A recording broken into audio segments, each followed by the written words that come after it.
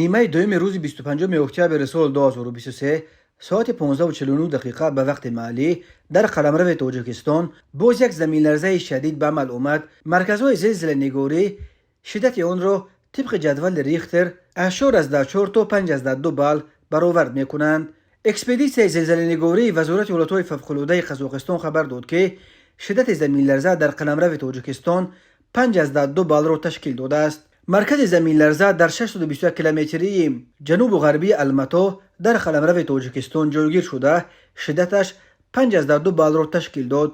گفته می شود در اطلاع زلزله نگاری قزاقستان مرکزهای زلزله نگاری خود تاجیکستان تا حال درباره این زمین لرزه اطلاع نشر نکردند، ولی پایگاه‌های بین المللی خبر دادند که مرکز زمین لرزه در 8 کیلومتری جنوب و شرقی نویه لخش در شرق تاجیکستان جایگیر شده.